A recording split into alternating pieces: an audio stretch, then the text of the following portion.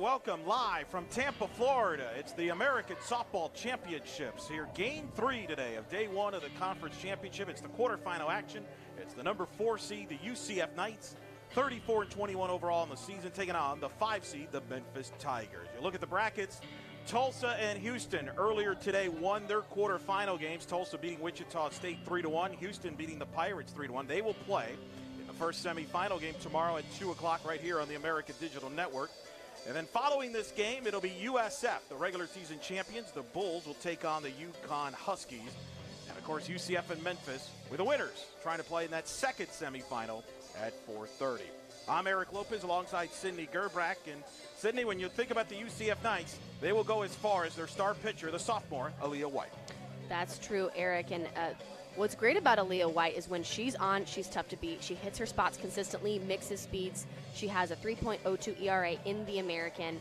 What I love most about her is that she's able to work east and west. She hits her spots. And, again, when she's on, and she's incredibly fun to watch.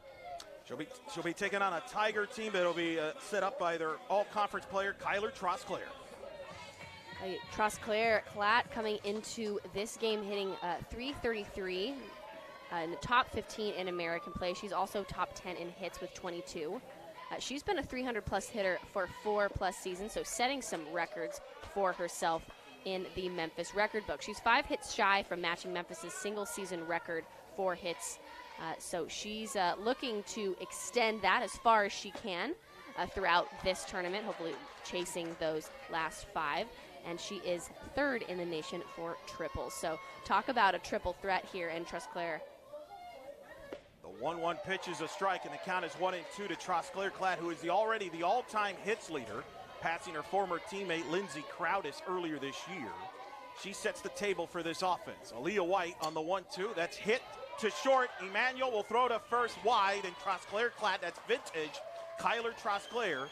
That's how she gets her job done. Gets an infield hit here to start it off for the Tigers here at the top of the first. Well, and that's all she needs to do is on the left side as a slapper. She has incredible barrel control, and she's able to make a play that, or make UCF have to make a play that in any other instance isn't going to be an out. First pitch up high for a ball, and that's one of your keys to this game for Memphis is use their speed to put pressure on UCF's defense. They're going to need to make sure that they use the speed, especially if they're freshmen. They have a couple different. Here's a bunt to Roten. She'll throw to first in time to get Delaney Smith. That does advance Trosclair to second base, but it's a sacrifice bunt for Delaney Smith, one of the youngsters that have been a big part of this Tigers season. 36 wins on the year. Now Bailey Smith, who's hitting .383 with 2 homers and 36 RBIs. The left fielder, she'll come to the plate with a runner in scoring position. And 3 Smiths on this team, not related. Both Bailey Smith and Delaney Smith, freshmen coming in to this Memphis squad, immediately making an impact in their freshman campaigns. We saw Delaney Smith. She was able to lay down a beautiful bunt. A little bit of a controversial call over there. Probably could have gone either way. Just a great play made by Courtney Roten. But Bailey Smith up here has had 10 RBIs in American play and 36 on the season. She's aggressive, and there's a reason that she was named All-Conference second team. 2-0 the count to the freshman Bailey Smith. Trosclair at second base, 1 out here in the first. Swung on, foul back, and the count is 2-1. These two teams played about a month ago in Orlando. The Knights won 2 out of 3 in that series. It was very highly competitive series and very fitting, a 4-versus-5 matchup. 2-1. Upstairs, 3-1 to count. Aaliyah White, a big year for her. Been the workhorse, just a sophomore. Her family lives 15 minutes away from campus. They're actually 15 miles away from campus as the 3-1 is inside, and a ball 4 and a walk. And the Tigers will have 2 on, 1 out here in the first inning. So a infield single and a walk. And that'll bring up the dangerous Ashley Threet, the first baseman, hitting .307 with 6 homers and 26 RBIs on the year. And just as it's important for Memphis to set the tone offensively early in this game, it's going to be just as important for Aaliyah White to assert her dominance as a pitcher here in this game. We know that if she's able to be successful in the first couple innings and her first outings in the circle, the more successful that she's going to be. However, if she starts to get roughed up a little bit, that might bode well for Memphis. 0-1 the count to the junior 3. As White delivers upstairs, ball 1-1 the count. Sometimes that first inning, it's tough for a pitcher, right? To get into a rhythm, find out where the strike zone is. As the 1-1 count to 3 is hit to first foul, and the count is 1-2. And then we saw from Aaliyah White mixing speeds, not afraid to throw up in the zone and get the swing and miss strike off of a rise ball, and then also is able to throw that changeup for both a strike and a swing and miss pitch. And then right here we also saw the miss hit. The 1-2 hit fouled off and out of play. One of the things that Memphis does a great job is they fight pitches, they make contact. That's part of their offensive repertoire that Natalie Poole has built here at Memphis. They want to put the ball in play and make the defense make plays. They don't strikeouts. They try to eliminate as much strikeouts as you can. So a lot of times you'll see a lot of defensive swings with 2 strikes. As 3 hits one to left, but it's playable. Shoppocker under it, makes the catch for the second out of the inning. As Trosclair will stay at second, and Bailey Smith will stay at first, and that'll bring up Brooke Lee, the second baseman, hitting .290 on the year with 8 home runs and 35 RBIs. Their best power hitter coming to the plate, and Memphis doesn't hit for a lot of home runs, but it comes from 3 and Brooke Lee. No, that's true, and having played at least 50% of their games at home, it makes a big difference that their field is not home run friendly. The ball is touched at second, and the out is recorded to end the inning as Aaron Emanuel, off the deflection by White, makes the play to get out of the inning.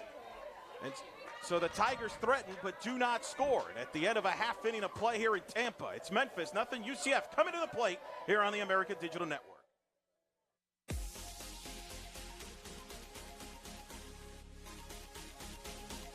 Welcome into the ADN studio. Hope your week is off to a great start. Thanks for tuning in to an all-new episode of The Rise. And Mike Hughes, the kicker to beat. Do you believe it? Kareem Bruton Jr. for the win. Yes! The American Conference Championship. Bernie scores.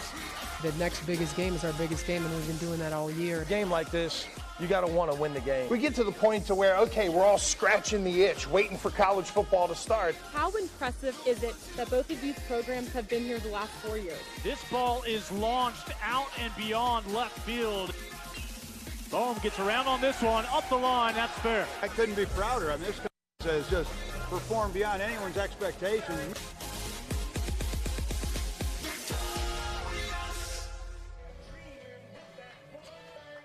Bottom of the first here in Tampa, Florida. No score between the Tigers and the Knights. Knights coming up to the plate for the first time, and they will be facing a second-team All-American, the senior, Molly Smith. And what makes Molly Smith great is the fact that she has really set the pace for pitchers here at Memphis. She set an all-time career strikeout record. She's had 493, almost doubling her strikeouts from last year. Has 215 on the season, had 123 last season, and a single-season win record. She has 24 wins under her belt, has the majority of the innings for this Memphis Tiger team. She's going to be mixing rise, screw, curve, so she's going to be working at that east-west, and then she's going to, again, use that rise for that swing and miss pitch. And she's 4th in the American in strikeouts. So she's coming into this game knowing what she needs to do for her team in the circle to make sure that they can move on and beat this UCF team. Now, it's important to know that Memphis dropped the conference meeting with UCF because they only won game 1. So the difference makers in those losses were free passes and defensive miscues. So if Memphis can eliminate those things today, they have a very good shot at taking and evening the series 2-2. Denali Shoppocker leading it off for the Knights. First team all-conference. The freshman swings and misses, and the count is 1-2.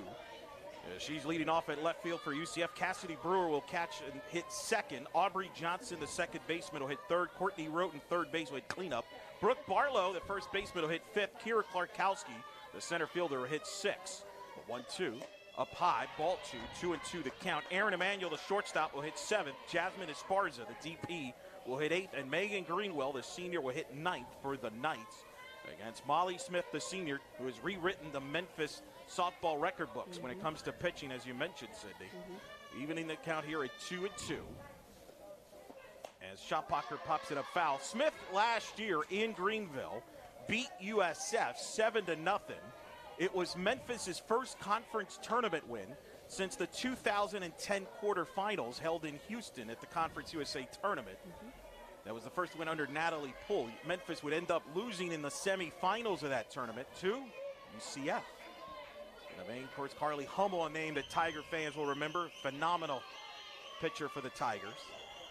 There's the 2-2, and Shoppacher goes down on strikes as Molly Smith opens the ball game with the strikeouts, and that's one of the big things from Molly Smith as his career has developed at Memphis.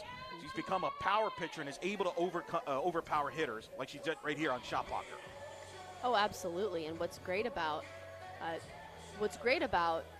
her pitching to both sides of the plate is that she's able to adjust regardless of whether it's a right-handed hitter or a left-handed hitter. And she does that really well against slappers. I mean, Shoppacher didn't have a chance in touching that last ball. Cassidy Brewer hits one deep to left, and it's off the glove, and it's now ricocheted off the wall down to 190 at left, and Brewer will stay at second base. And the Knights have their first base runner via Cassidy Brewer, who has a 22-game consecutive streak of getting on base safely and has extended that, it looks like, with a double here in the bottom of the first. Does a great job of squaring up a ball on the outside corner of the plate, and definitely a miscue out there by Bailey Smith. Uncomfortable with the amount of steps that she had to take. Looks like, I know we previously said there might have been a little bit of wind, but that's just not knowing your surroundings, and that sort of miscue, again, is going to have to be eliminated with a team like UCF. Aubrey Johnson now at the plate. The sophomore out of the Oklahoma area takes for a ball, 1-0 the count, with Brewer at second base, one out. As of now, they have ruled it a double for Brewer. That would extend her streak to 23 games of getting on base safely, either via the walk or hit, you name it. So 23 games. She stands at second base with Johnson at the plate. Johnson takes inside, ball 2. 2-0 the count to Aubrey Johnson. Has had a great sophomore year. Improved. Was a 185 hitter last year. Is hitting 300 this year with 7 home runs and 27 RBIs. One of the most improved players in the conference and certainly on UCF's team. She's ahead 2-0. And she gets jammed and nubbles one to second base. Playable as Brooke Lee makes the catch. And Brewer has to stay at second base. 2 outs in the inning. Good pitch by Smith, getting Johnson to pop up to second.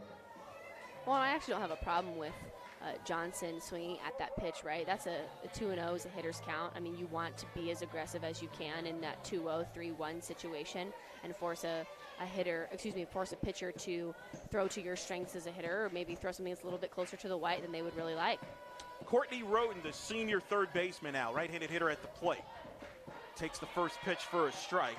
Roden hitting .262, 3 homers, 15 RBIs. Just came back recently a couple weeks ago from an injury. Missed 11 games, and it really hurt the Knights defense. In fact, Roden missed the entire Memphis series, and it showed on the defensive side of the ball as the 0-1. And Roden hits a high fly ball to deep left field, back at the wall, and it's foul. Foul ball. That ball was hit loudly, but it's off the wall, and Bailey Smith kind of collided a little bit there, looked like with the wall and the fence there, and it's limping a little bit. It's going to try and shake it off.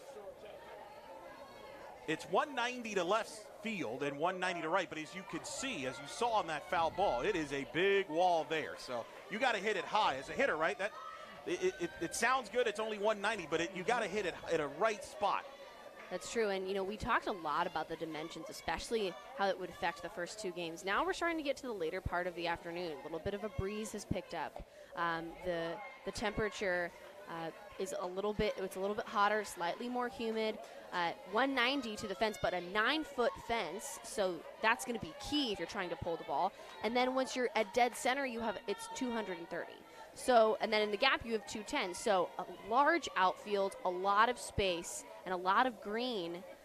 And if I'm a hitter, I'm looking gap to gap. And Smith strikes out Roten to end the inning and works around the hit by Cassidy Brewer. So we're through 1 inning to play. Still no score. UCF and Memphis here on the American Digital Network. People say we're big. Well, what is big? This is big. It's an energy. An opportunity. So go on. Dream big. Because big is just the beginning. I got it. This is big.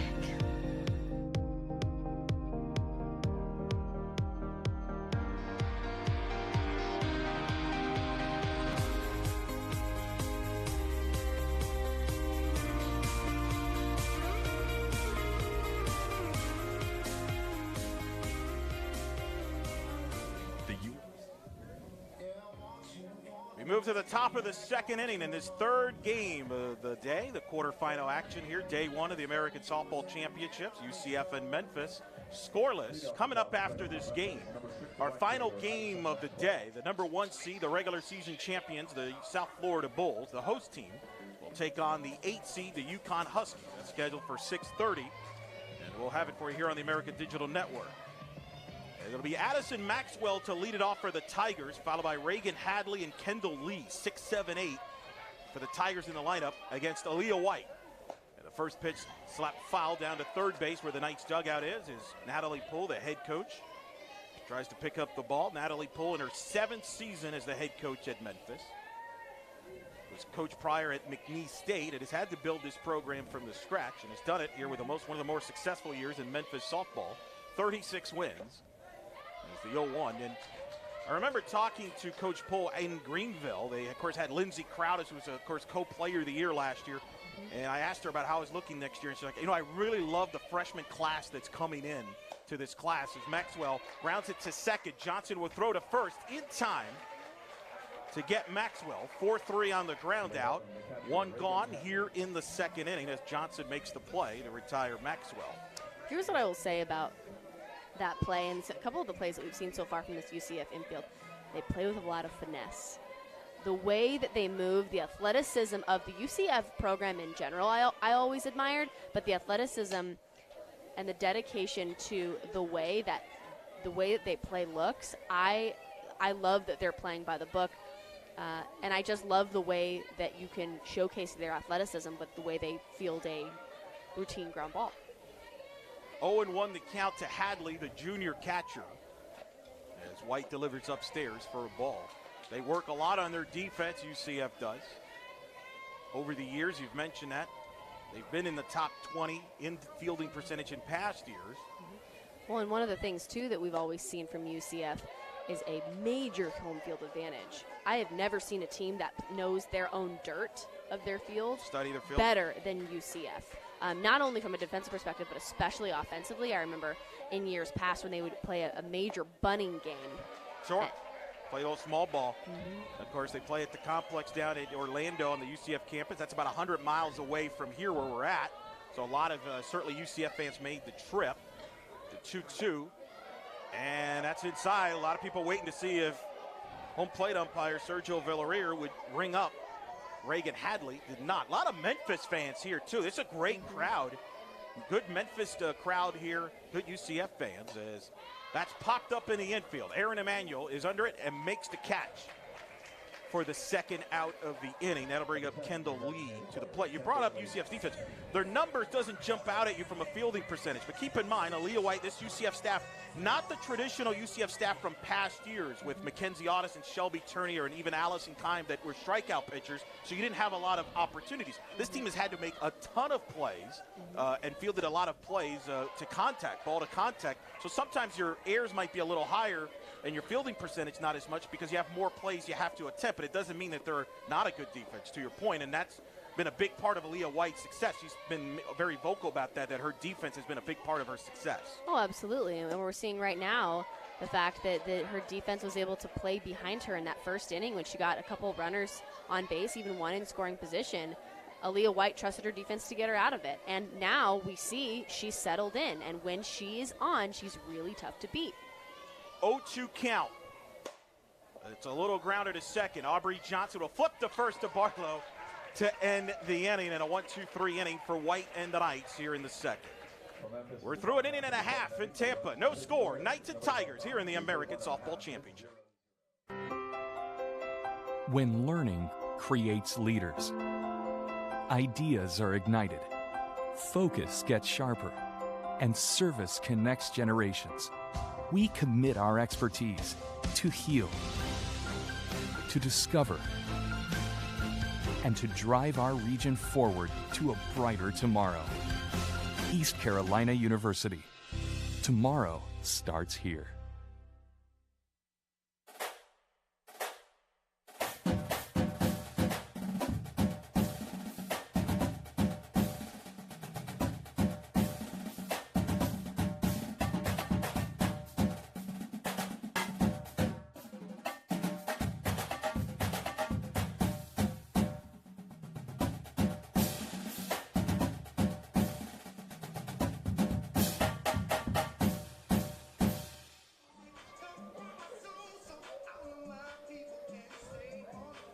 Here you see some of the Memphis fans making the trip to Tampa. Got some nice hats going on here. We got a good look there. Part of a great turnout here on a beautiful day here in Tampa, Florida, about close to 90 degrees.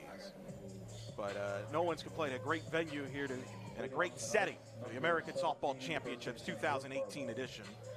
Brooke Barlow will lead it off for the Knights.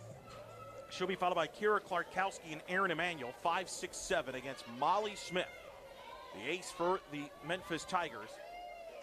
Amazing year in their senior year. As she delivers the first pitch to Barlow, low for a ball, 1-0 the count. Molly Smith, 24 wins this year, is currently tied for the most wins that any Memphis pitcher has ever had.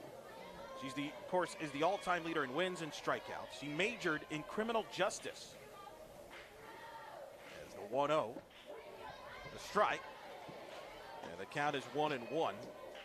So that's pretty impressive. You know you're a smart kid, but you got a major in criminal justice there.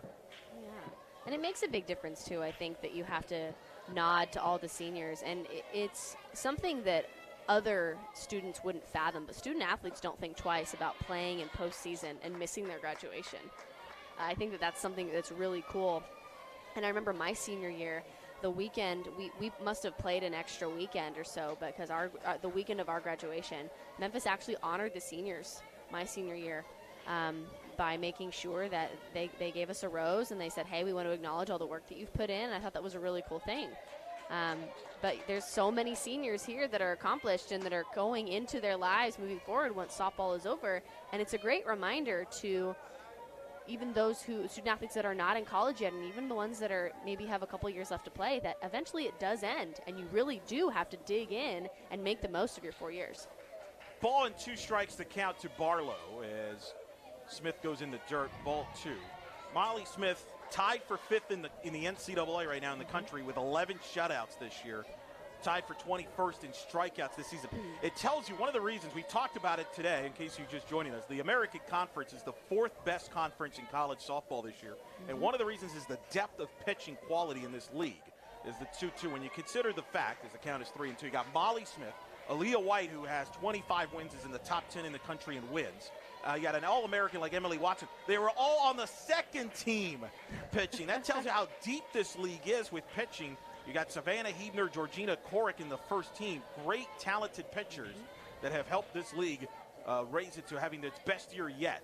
As the 3-2, Barlow fouls it off, and that's why they've had some great wins. Memphis beat Ole Miss earlier this year from the SEC. UCF with a win over Florida. And of course, the SEC champion, Aaliyah White, with the shutout in that game, a one-hitter against that Gator lineup. They've beaten Long Beach State, who's in the top 25, and that's why this league has had a banner year like they've had, because great, dominant, deep pitching. Well, and I think, too, what you have to tip your hat to Natalie Poole, right? So she has dug her heels in and has resolved to make this team, or this Memphis program, great. We saw she was able to build some success at McNeese, and she's had some great success at Memphis. And Memphis is a team that their brand of softball, they've always been scrappy, right? At the end of the day, you knew that you were going to, regardless of what their numbers looked like, you never knew if Memphis was losing. Their energy is always up. They're always playing as if they have the upper hand, which is something that I believe is instilled in them by Coach Poole. Barlow fouls it off here again, working this the count here. A good battle here in the second inning, Barlow and Smith. You mentioned Natalie Poole, and you're right.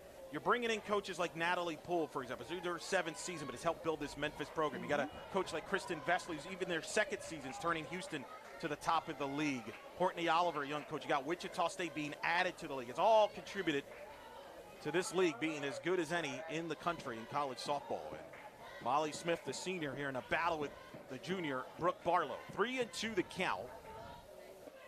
And Barlow hits a fly ball to center, but playable as he goes more towards left center. And the catch is made for the first out of the inning as Delaney Smith makes the catch. So Barlow flies out for the first out of the inning, and that'll bring up the sophomore Kira Klarkowski will come to the plate, hitting .246 on the year with 2 homers. Is about, and lots of, lives nearby, 20-25 minutes away from where she played high school.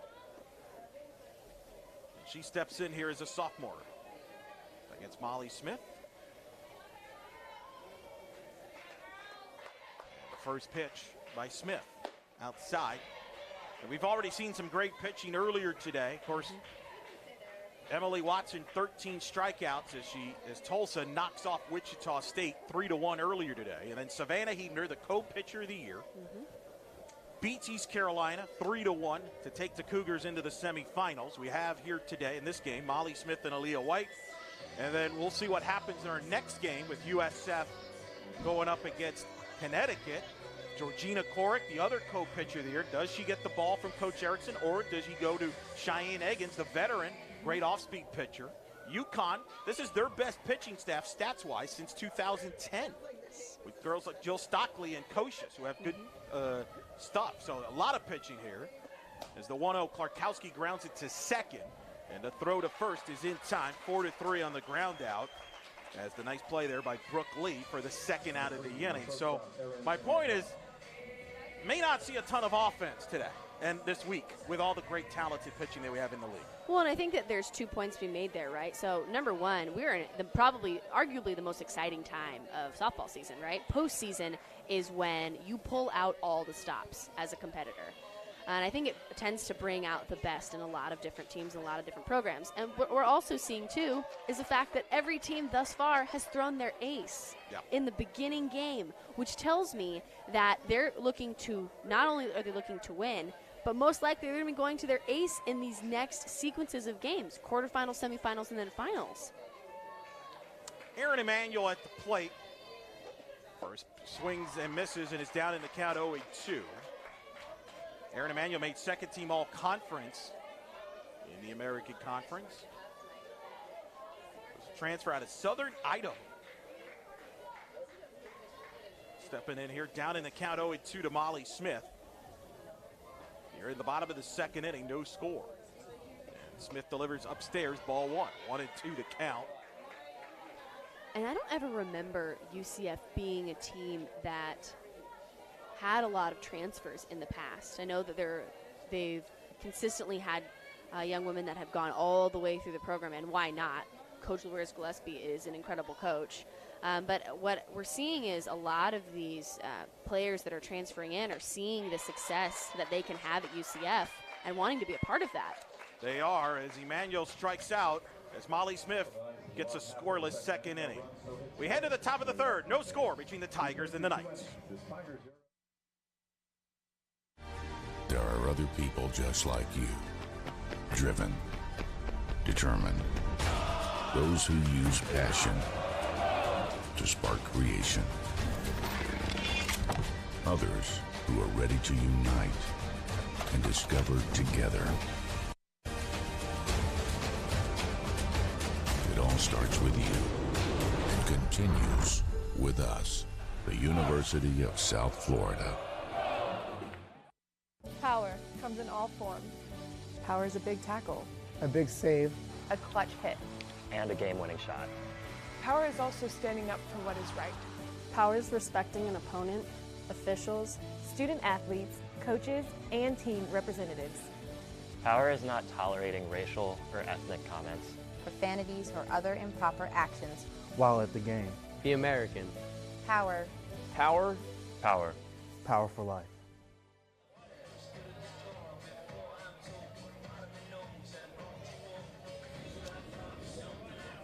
Beautiful scenery here in Tampa, Florida. Nice Thursday afternoon. Nice palm trees. Nice 85 degrees. Blue skies. Lots going on. Aaliyah White back to start out the top of the third here for the Knights. We'll face Erin Parker from Memphis. And the first pitch to Parker is a ball. It'll be Parker, the number 9 hitter, then Trosclair and Delaney Smith. 9-1-2 to hit for Memphis here in the top of the third inning. Parker just a sophomore. As the 1-0 from White upstairs, ball 2, 2-0 the count. Parker, a .246 hitter this season. But then you got really the dangerous part of the Tiger lineup is really at the top of the order with Trosclair and the Smith, Delaney Smith and Bailey Smith. That's where a lot of the offense comes from. Here's a little grounder by Emmanuel. It's short. We'll throw to first, and it'll be not in time. It's an infield hit for Erin Parker, and that's vintage Memphis softball, putting the ball in play and beating it out and earning yourself a hit.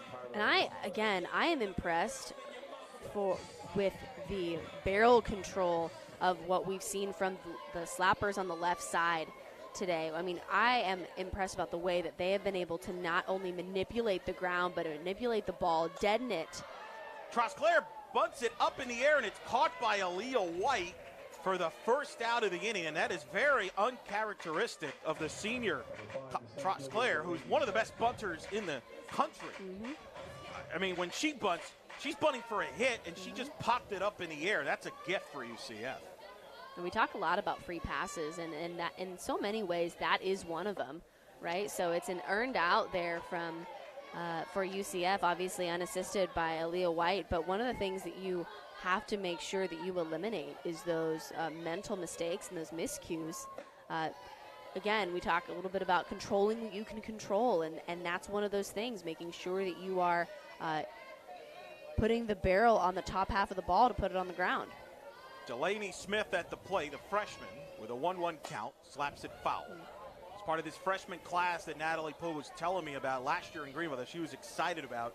Felt it's one of her best classes since she's been here. And I can see why. You can see why with Delaney Smith and Bailey Smith. And, boy, they're in good hands with these two girls as that's popped up down in foul territory. Roten and Manuel, they couldn't come up with it. Tough play. That would have been an over-the-shoulder play. And they couldn't come up with it, and the count remains 1-2. So Delaney Smith gets another chance to swing here with a 1-2 count. That's a tough play there, trying to be over the shoulder, and I don't know if the sun had anything to do with that. And it just looks like there was a little bit of a miscommunication there on the left side. Again, it doesn't take any talent to communicate. It doesn't take any talent to let somebody know where you're going to be. And that's one of the things that communication is probably one of the most integral skills that you can develop as a player. But I think it's one of the most overlooked. The 1-2 is frozen, a strikeout as White gets her looking as Delaney Smith goes down on strikes. That's the changeup from White, Sydney. When that pitch is clicking for a strike, there's not much hitters can do about it.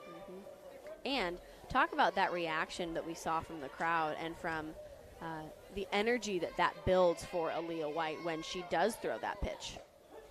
There's a strike again, 0-1 the count to Bailey Smith at the plate. Aaliyah among the top leaders in the American Conference as far as strikeouts looking.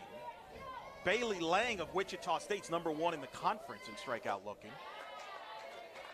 As that pitch is, and a lot of times off-speed pitches is what gets hitters, right? As a hitter, that's the pitch that kind of is tough to handle, right? And I will say, I'm looking at her off-speed pitches, and it reminds me of Mackenzie Otis. Yep. Right? And what I love about the way that, or the brand of pitcher that Coach Allures Gillespie recruits, and the way that she coaches them, her pitchers are no nonsense. Yep. There's not anything flowery or fancy about their motions. They are very direct. They start, they finish, they come around. They all have great spin, good velocity. I mean, talk about a dominant coach for a dominant pitching staff. And she looked like Mackenzie Otis. There's some memories with back-to-back strikeouts to send us to the bottom of the third. Still no score here on the American Digital Network's coverage of the American Softball Championship.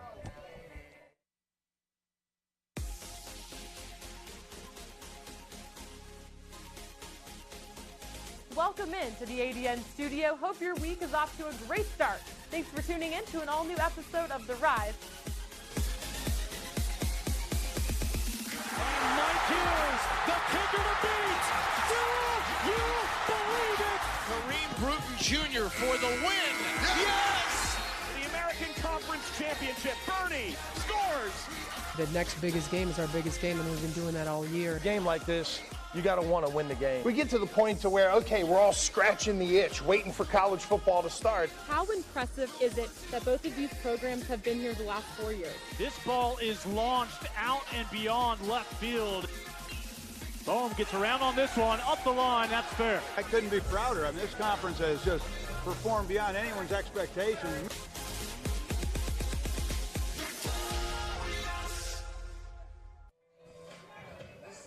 There you see UCF's head coach Renee Loris-Gillespie in her 17th season, the only coach UCF softball has ever known. She built this program from scratch when she came over from Texas Tech.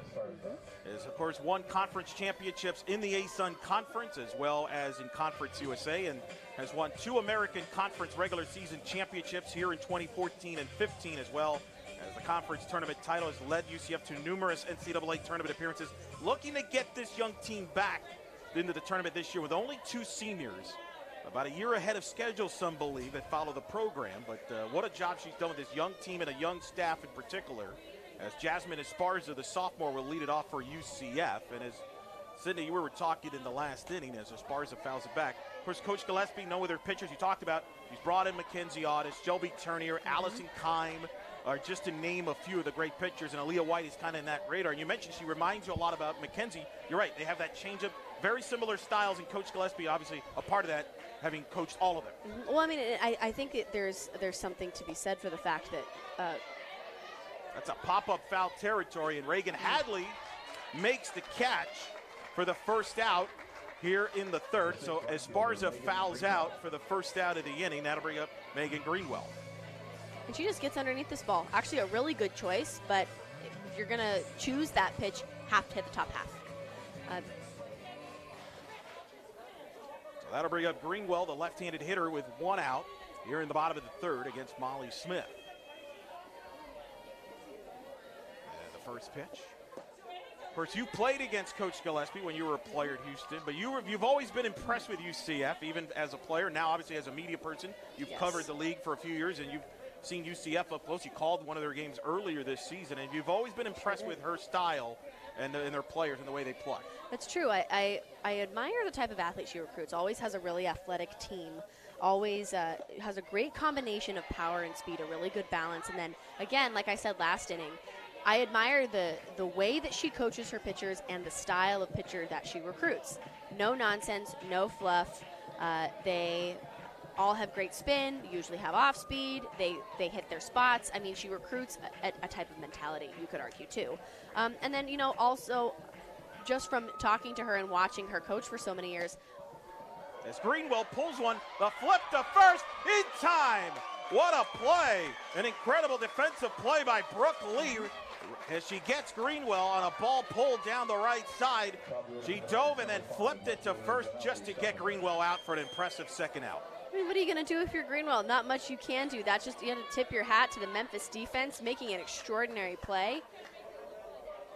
So often as players we talk about, if you have the opportunity to make the extraordinary play, don't you want that ball in your glove at the end? So really great moment there for Lee out there at second base. Schappacher comes to the plate, struck out in her first at-bat in the first inning. The first-team all-conference player, of course, made the all-rookie team, stepping in, freshman.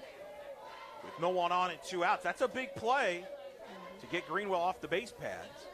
As Molly Smith, and you get a sense from both teams defensively, they know they have respect for the other team's pitcher, and they know that every defensive play magnified when you know that runs and hits are going to be at a premium. Oh, absolutely, and I think that's part of what makes this part of the season so exciting. I mean, you really do have to execute in those moments, especially if you only get 1 or 2 runners in scoring position. Schappacher pops one up, and then the center fielder coming in, Delaney Smith, to make the catch to retire the side. Knights go down in order. We're through 3 innings here in Tampa. No score, UCF and Memphis on the American Digital Network. Wichita State University is Shocker Nation. We exceed expectations, push boundaries, seize opportunities, and move boldly ahead. We are student-centered and innovation-driven. It's who we are. Our vision is simple but powerful. Create, innovate, collaborate, and celebrate. With one unifying purpose: to shock the world. 7,000 student athletes rising to become champions in 21 different sports at 13 esteemed institutions across 11 states. 360,000 students and 2.6 million alumni rise up in celebration of a Power 6 conference known as the American.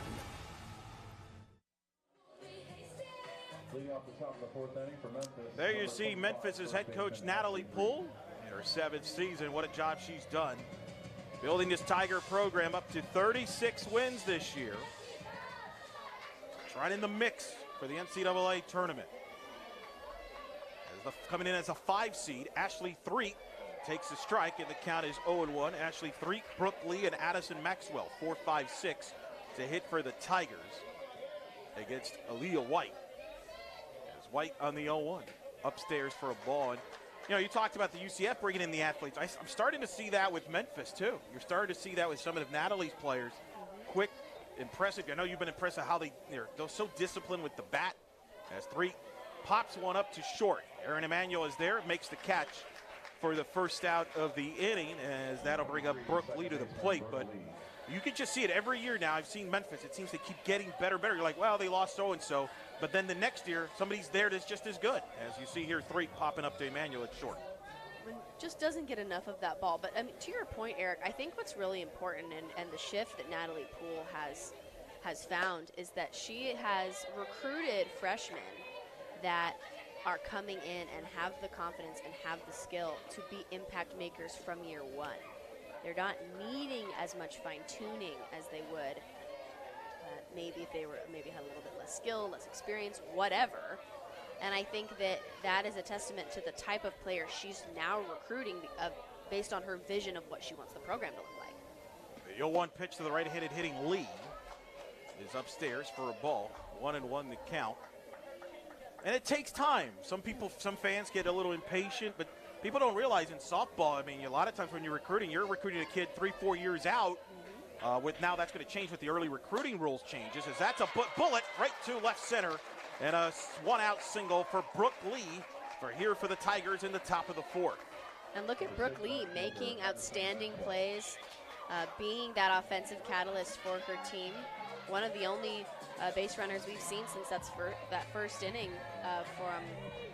from Memphis. At least not a slapper on base, rather somebody who's hit a ball hard. Well, she's their leader in home runs with 8, and of course has 35 RBIs. She's on at first base with Maxwell, the senior. You got Lee and Maxwell, the seniors here with Trosclair. That's a bullet, a diving play for Emmanuel, but she'll have no play. No play there. It's a single, and the Tigers have 2 on, 1 out here in the top of the 4th. And it's the seniors stepping up right now, Brooke Lee and Addison Maxwell.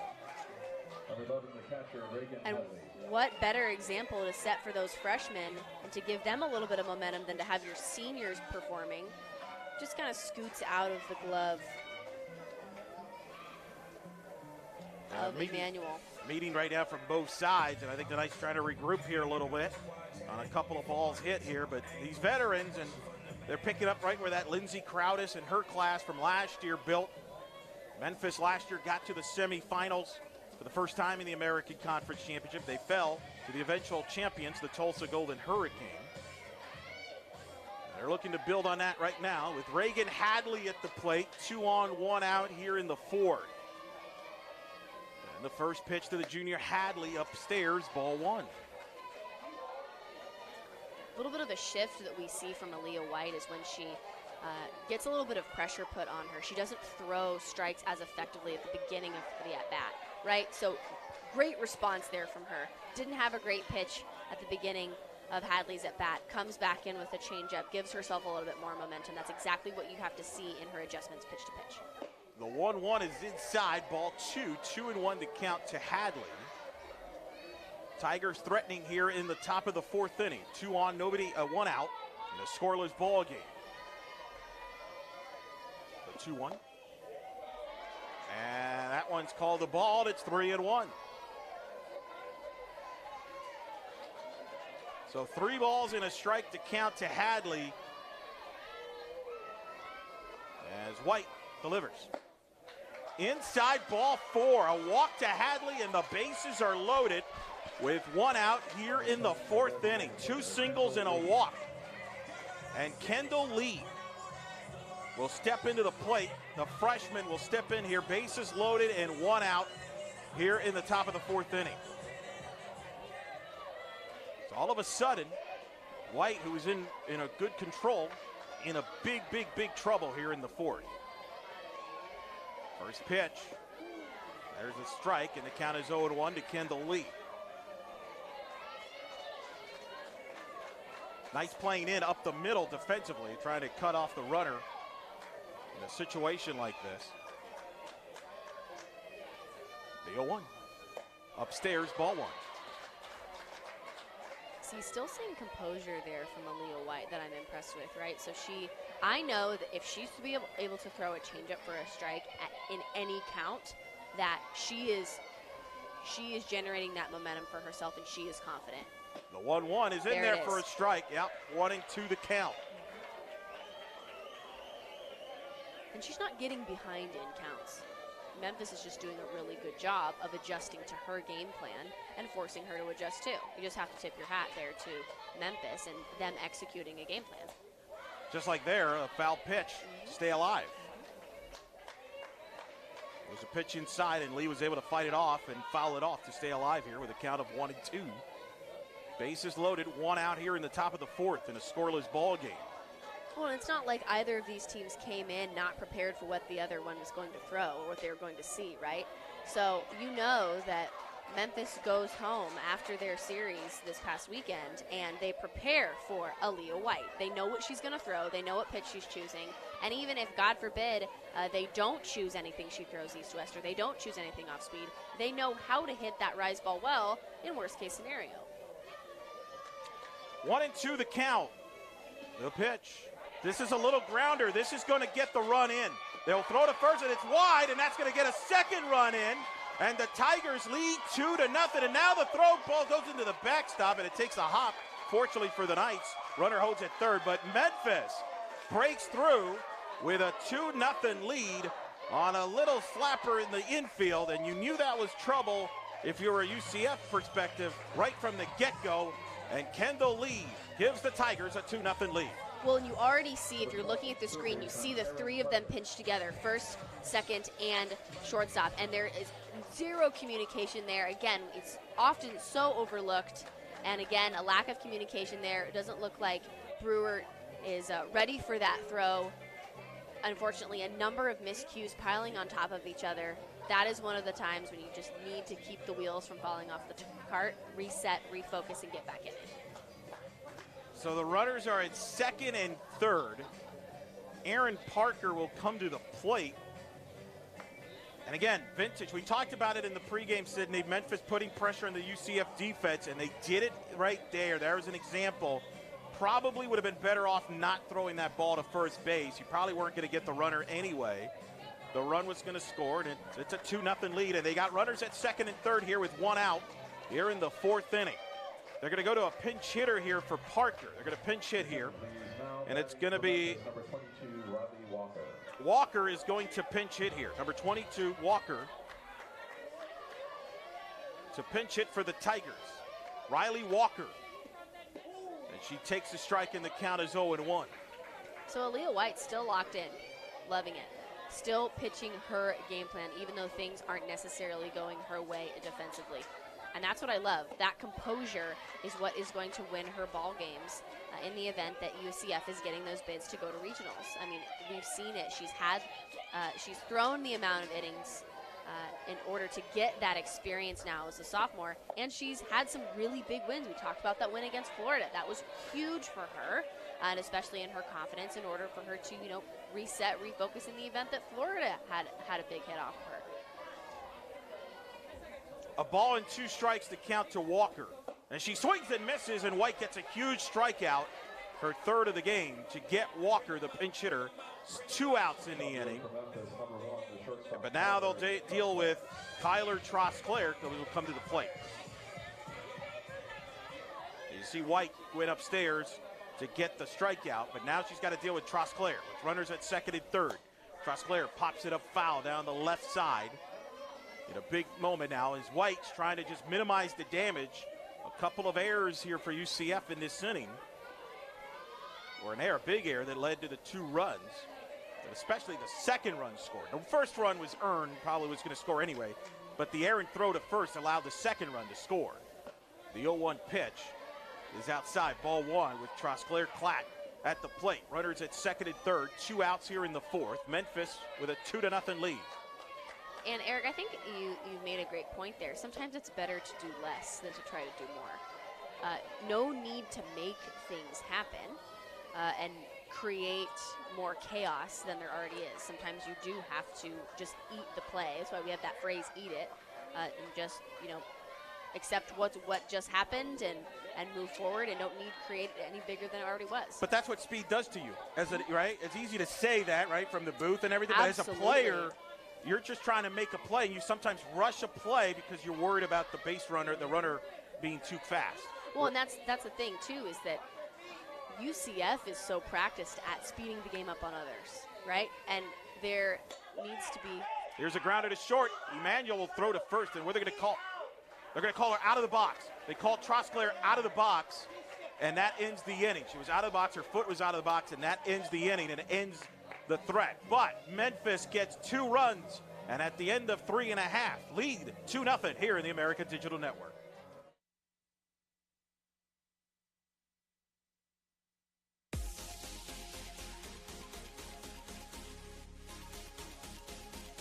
Welcome into the ADN studio. Hope your week is off to a great start.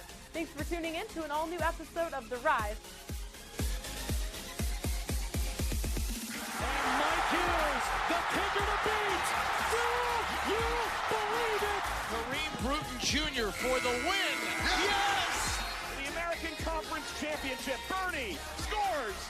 The next biggest game is our biggest game, and we've been doing that all year. A game like this, you got to want to win the game. We get to the point to where, okay, we're all scratching the itch, waiting for college football to start. How impressive is it that both of these programs have been here the last 4 years? This ball is launched out and beyond left field. Bohm gets around on this one, up the line, that's fair. I couldn't be prouder. I mean, this conference has just performed beyond anyone's expectations.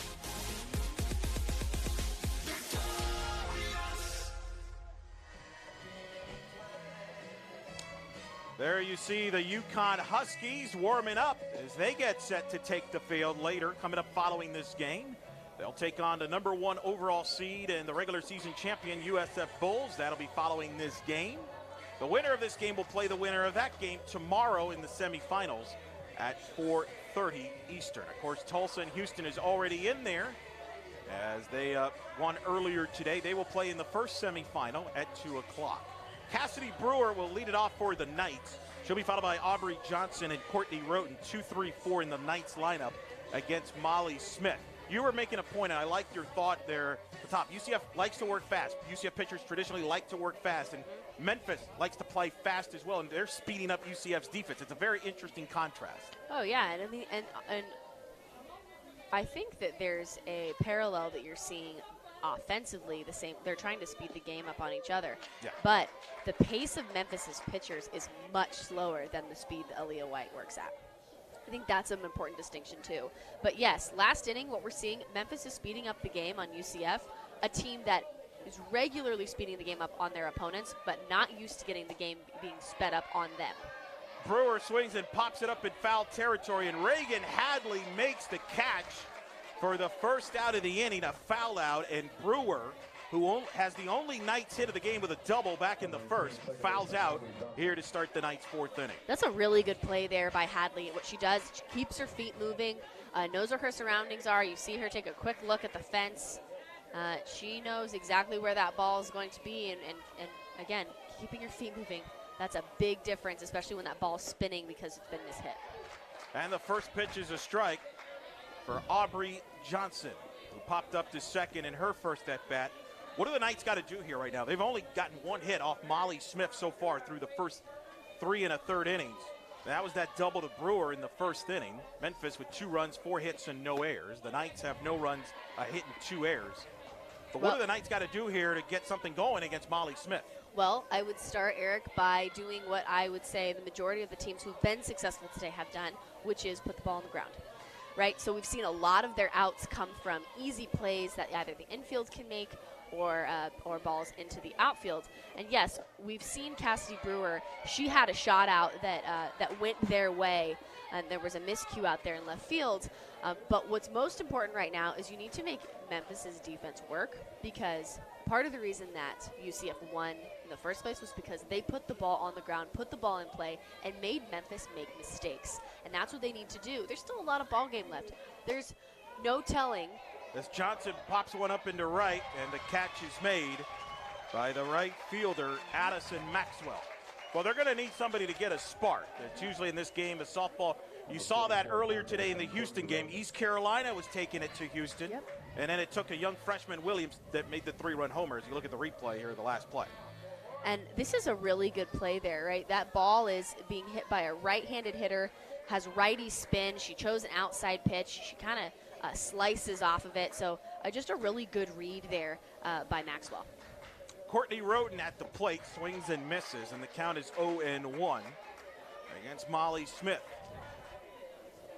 But I was mentioning, East Carolina had a 1-0 lead in that game, and Houston just couldn't get, it looked like they just couldn't get anything going, and then they got the couple of base runners on, and then Williams, the freshman with the big 3-run homer, that's the spark. That was the spark, and they got a runner on, and the Knights right now are lacking that right now against Molly Smith, who is in control right now, the senior, who wants to extend her career. And the 0-1, and by winning this game, you would do that by advancing to the semifinals, and she knows, hey, if I can get to Saturday and hoist that trophy, I get the automatic bid and get to play in a regional.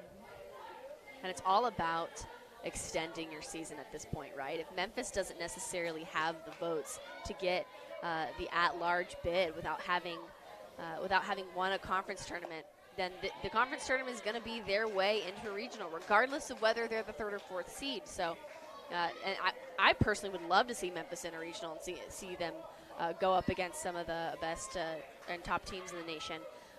But you know what? At the end of the day, championship softball is softball that's well played, well executed. You're doing the little things right and focusing on the details, and that's what Memphis so far has done a really good job. A ball and 2 strikes the count. 2 outs here in the 4th inning. Courtney Roten, the senior, at the plate. As you looked at both dugouts here, knowing what's at stake here. The Knights know they are in the bubble for the NCAA tournament, have great wins, but the RPI a little high as the 1-2 is outside, and they know they got work to do here, just like Tulsa. I mean, who knows what the committee will do on Selection Sunday, but you are the 4th-rated conference in the sport, and usually that gets you 4 to 5 bids. Whether it does here or not remains to be seen, but as every player and coach would tell you, they like to have it in their own hands, and the way to do it is to win games here and get that automatic bid. That's the best way to not have to worry about it. 2-2 count, and Roten fouls it off. And to stay alive, 2 balls and 2 strikes. Here in the bottom of the 4th inning, Memphis with a 2-0 lead. With that 2-run inning in the top of the 4th. So we keep seeing UCF foul the ball back, right? They keep fouling it back in the air. My question as a coach to my offense in this moment is, what would it take and what would your swing have to look like if you put the ball on the ground? Great, do it. Because that is what is going to make the biggest difference. Pitch was inside, ball 3. Some of the Smith, you could tell with a smile there, she thought she had that pitch. Didn't get it. And so the count is full, 3 balls, 2 strikes. Well, and this is what makes it interesting anyway, right? Three balls, 2 strikes, 2 outs. The 3-2 pitch. And Roten hits it to right and foul and out of play. And course, it was the seniors for for the Tigers. They really got that top of the fourth inning going. We'll see if Roten can do that for the Knights here in the bottom of the fourth. Again, they have the one hit, which was the double by Brewer in the first inning. That's been it. Molly Smith has been in control since then. Has got into a really good rhythm. And she hits Roten right in the knee. It probably would have been ball 4 anyway, but what's unique about that, Roten is second all-time in UCF softball history getting hit by a pitch.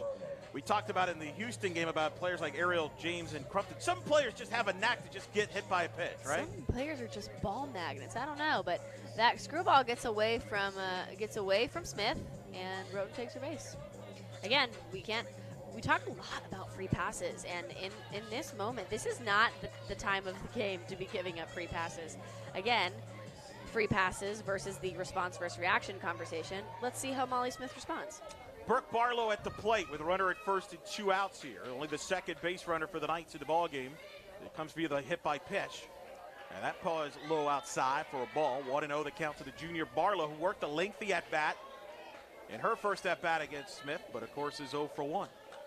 No, I'm actually really impressed with Barlow because she's batting 169 on the year, but she's moved up to that 5-hole. And it's because she had such an impressive showing against ECU. She went 5 for 8 against the Pirates, and she scored 3 runs and knocked in 2. And so she was a major player offensively for UCF in this past series. And what's great is that she's heating up at the perfect time, and that's exactly what you want from players that are in your lineup every day. 2-0's popped up in foul territory. And the catch is made by Hadley, who bumps into Parker, but she holds on to the ball to end the inning as Barlow fouls out to end the threat. We're through 4 here in Tampa. Memphis leads 2-0 on the American Digital Network. There are other people just like you, driven, determined, those who use passion to spark creation. Others who are ready to unite and discover together. It all starts with you and continues with us, the University of South Florida. Power comes in all forms. Power is a big tackle. A big save. A clutch hit. And a game-winning shot. Power is also standing up for what is right. Power is respecting an opponent, officials, Student athletes, coaches, and team representatives. Power is not tolerating racial or ethnic comments. Profanities or other improper actions. While at the game. Be American. Power. Power. Power. Power for life.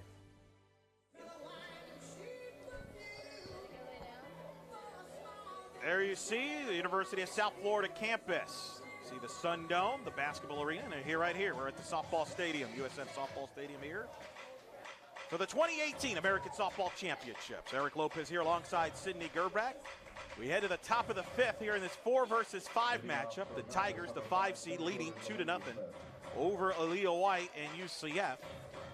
And it'll be Delaney Smith, Bailey Smith, and Ashley Threep, the 2-3-4 hitters to come up. First pitch, a strike to Delaney Smith, 360 hitter coming into this ball game. Again, to clarify, Delaney Smith and Bailey Smith not related. Neither is Molly Smith. But those are 3 Smiths that have been a big part of the Memphis success this year. As that pitch is up high for a ball. 1-1 to count here in the top of the 5th inning. This is the 3rd game of 4 today. USF and Connecticut to follow this game. There's a, slap ball into left. Klarkowski just couldn't come up with it from the center field. The throw to second, not in time, and Delaney Smith gets on at second base to start the Tiger 5th inning. A really good effort by Klarkowski. And Delaney Smith doing what Delaney Smith does best. She is tenacious, right? So she takes a big hack at a great pitch, puts it in the gap, challenges Klarkowski to catch that ball, and turns it into a double. Now Bailey Smith shows bunt, takes up high for a ball. 1-0 to count. You guys didn't You guys at home didn't get to see how far Delaney Smith just leapt off of that second base. But important to note about our one base runner, she is going to be tenacious on the bases as well. She has the most stolen base attempts in the conference. Delaney, 29 of 33 for the season in stolen bases at second base. And don't be surprised if she tries to take off at third at any moment. But right now, White's got to deal with Bailey Smith, the freshman, down 2-0. Tries a bunt and bunts it foul. And the count is 2-1.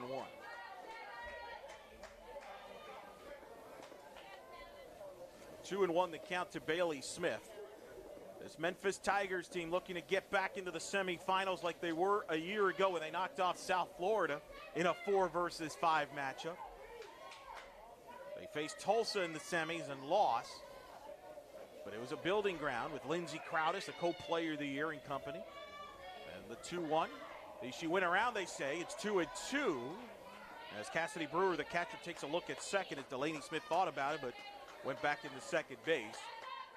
So now 2-2 the count to Bailey Smith here in the top of the fifth. The 2-2. Off-speed strike three looking as Bailey Smith goes down, frozen on the strikeout by White for the first out here in the fifth inning. That was a beautiful sequence there by Aaliyah White. I mean, what are you going to do with this pitch? Low, at the knees, change up, floats towards the outside corner. Well, she just followed that up with hitting Ashley Threet inside by the pitch, it looked like. And Ashley Threet will take first base. It's first and second with one out. Let's see what happened here. Yeah, right by the elbow, it looked like. And this is why we wear those guards. So Brooke Lee, the second baseman, will hit here. Remember, it was Lee and Maxwell that jump-started that two-run fourth inning for Memphis, the veterans, right? And the veterans this time of year, right? You lean on them even more than maybe you would do during the season because they've been around this before. Whereas players like Delaney Smith and Bailey Smith, this is their first conference tournament game in their careers. But you got players like Lee and Maxwell and Molly Smith have been here, done that, leading the way. Well, I think it's important, too, for the upperclassmen to let the lowerclassmen know, hey, listen, these games are not any more or less important than the games we've played all season long. If you're treating this game the same way and not putting any extra pressure on yourself, often that can create an atmosphere where you are going to play better because you're relaxed. There's very few players that play better when they're uptight. Now, it's also important to communicate as an upperclassman and be like, hey, this is important, but have fun, enjoy yourself, do what you know how to do, and most importantly, especially if you're a team like Memphis and you're made up of seniors versus freshmen, the seniors have to tell the freshmen, hey, we trust you, keep doing what you're doing. First pitch fouled off by Brooke Lee. The count is 0-1 to the senior Lee. First and second, one out here in the fifth inning. And that pitch is a strike, and the count is 0-2. As Aaliyah White, the sophomore, I mentioned, grew up here about 15 minutes away from campus here. Played high school ball here, travel ball, has played a bunch of games here. A lot of family and friends in attendance. The 0-2. That is hit to right. It's carrying a little bit, but Klarkowski will make the catch. As the runner will tag from second to third, does Smith there, and the Tigers will have runners at the corners with two outs here in the fifth inning. Number 6, the right fielder, Addison Maxwell will come to the plate with 2 on, 2 outs here in the fifth. Delaney Smith took third on that fly out by Brooke Lee. Will get a sacrifice fly on that. And now Maxwell, the senior, left-handed hitter to step in here with first and second, or first and third, and slings it foul down to left side. 0-1 the count.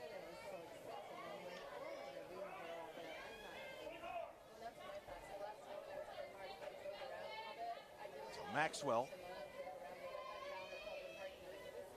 on the 0-1, away, ball one. 1-1 the count. You get a sense, this is a big important moment right here. The way that Molly Smith is pitching, if you're UCF, you don't want to fall behind even further than you are right now. As the 0-2 is foul. 1-1, I should say. It's 1-2 now, the count. 1-2 to count. I was foreshadowing that second strike. So a ball and 2 strikes the count. First and third, 2 outs here in the 5th inning. The winner of this game will advance to the semifinal tomorrow, 4:30. To take on the winner of USF and Connecticut, which will follow us here on the America Digital Network. The 0-2. Away, ball 1. And of course for UCF, a bubble team with wins over Florida, Long Beach State, Hofstra, who was a Colonial team that's going to be in the NCAA tournament. A lot of quality wins. As the 1-2 is low, ball 2, but depending on who you talk to, some people think UCF needs to win a couple games to get into the field of 64. Some people think they may have to win the tournament. Some people think they're in. It's hard to tell. But certainly added importance to this game. And the 3-2 is a high chopper over the head of Barlow and into right field for a hit. And Smith will come in to score. It's an RBI single for Addison Maxwell, and Memphis extends their lead to 3-0. And it's the senior Maxwell stepping in with a 2-out RBI hit. Well, and there you go. You're showing your senior prowess, your experience, all of the at-bats and the games that you have under your belt, being able to perform in the high-pressure cooker situation. I love everything about this, right? So she's allowed, her freshmen have done their job. They've gotten on base for her, and she didn't try to do too much, which is even better. The fact that you're not necessarily swinging for the fences, that doesn't necessarily have to be how you win the ball game. Memphis is playing their brand of softball, and they're doing it beautifully. Hadley takes a strike, and it's 0-1 the count to Reagan Hadley. Right now, Memphis with the momentum leading 3-0. There's a pop-up towards second base behind first base. Aubrey Johnson will make the catch to end the inning, but the Tigers add a run and now lead 3-0 through 4.5 here on the American Digital Network. When learning creates leaders, ideas are ignited, focus gets sharper, and service connects generations, we commit our expertise to heal, to discover, and to drive our region forward to a brighter tomorrow. East Carolina University. Tomorrow starts here.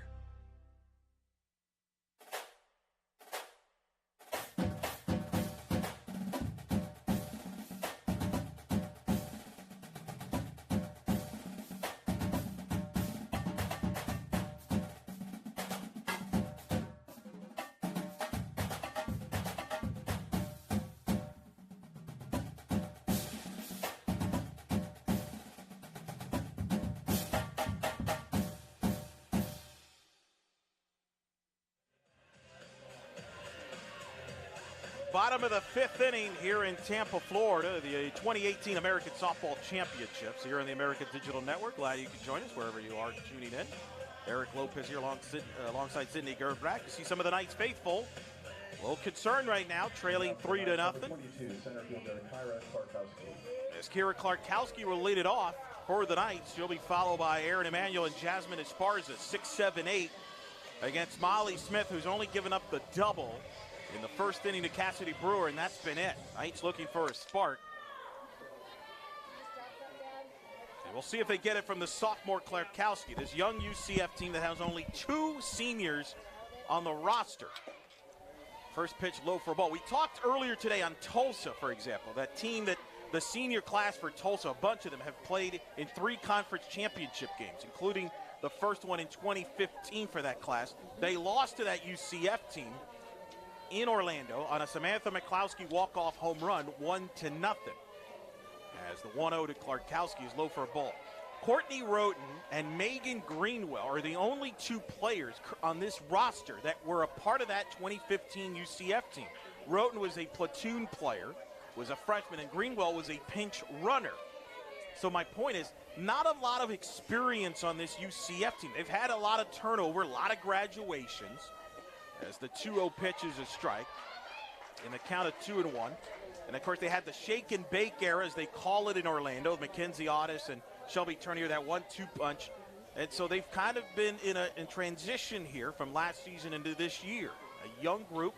Cassidy Brewer who's the junior, as the 2-1 pitch is fouled off. Her, Roten, and Greenwell are the only UCF players that have played in a NCAA tournament regional game when the Knights got to the regional final in 2016 in Gainesville. The Knights team had a run there from 2014 to 2016, 3 straight regional finals. Many believed in 2015 they should have hosted a regional. Didn't happen. But this is a young team that right now has got a bit of an adversity, trailing 3-0 against an experienced Memphis ball club. And Molly Smith delivers a pop-up to left field as Clarkowski flies out to Bailey Smith for the first out of the inning. And to me, Sydney, that's the story so far through a 4 1/3 innings. You got a senior in Molly Smith. We've talked about Brooke Lee and Maxwell and the impact. The veterans here have been the difference, and I think it's shown in this game.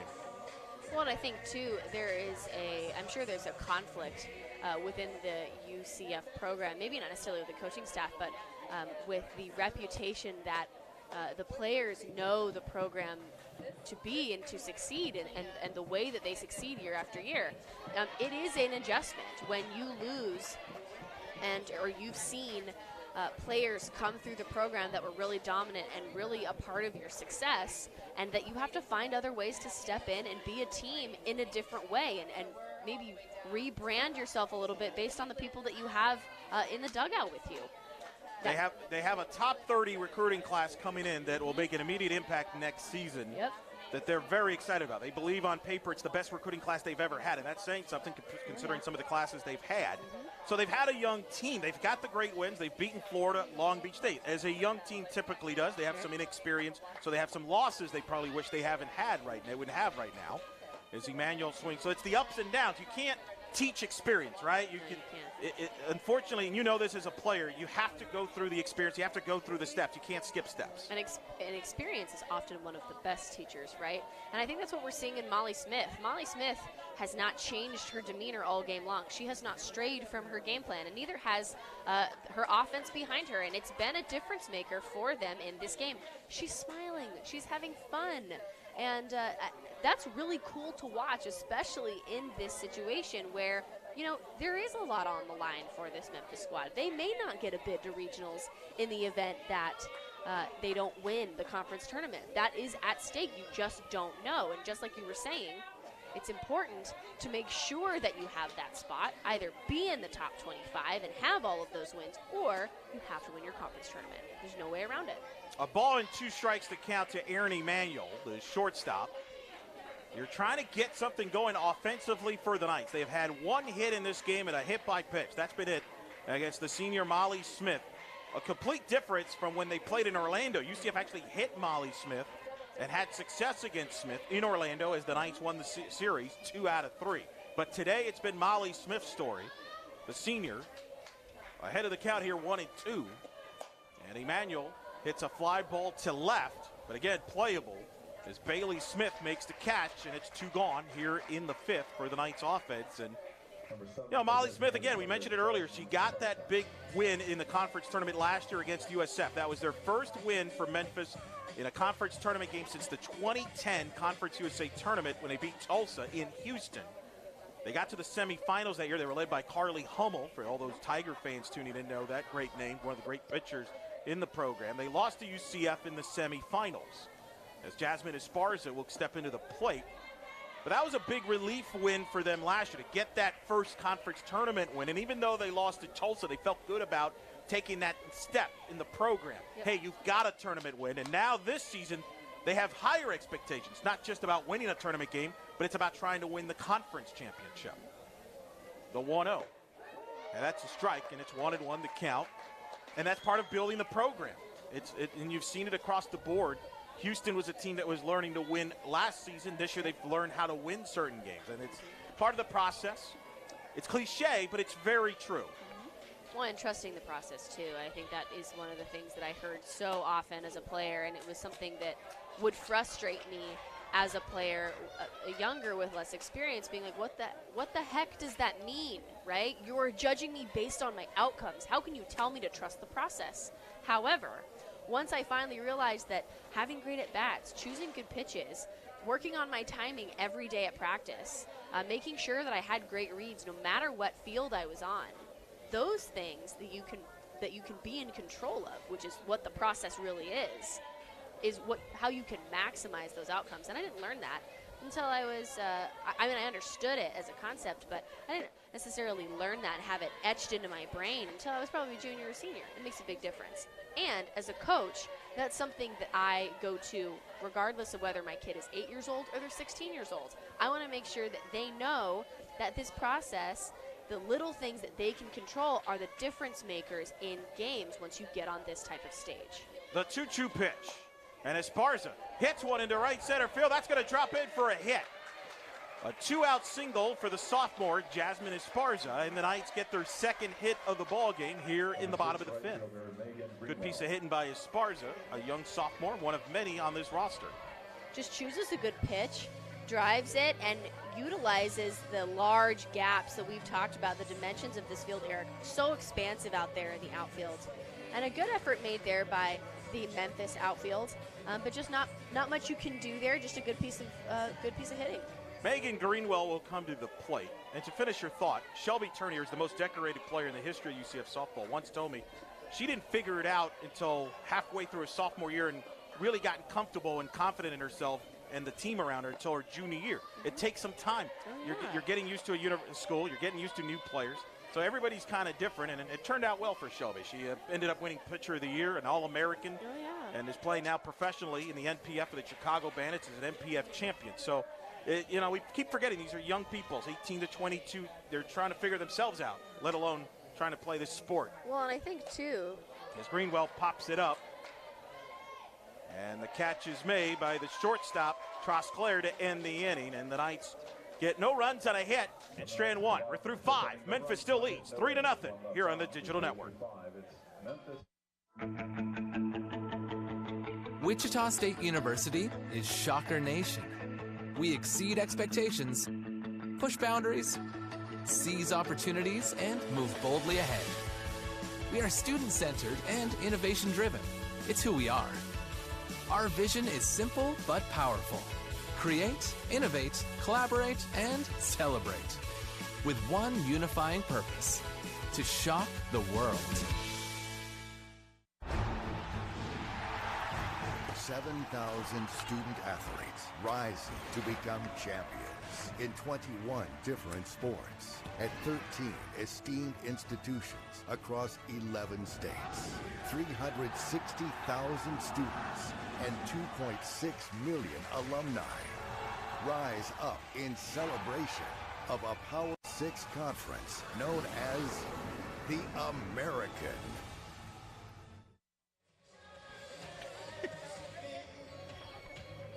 Welcome back here, top of the 6th here in Tampa. Memphis with a 3-0 lead.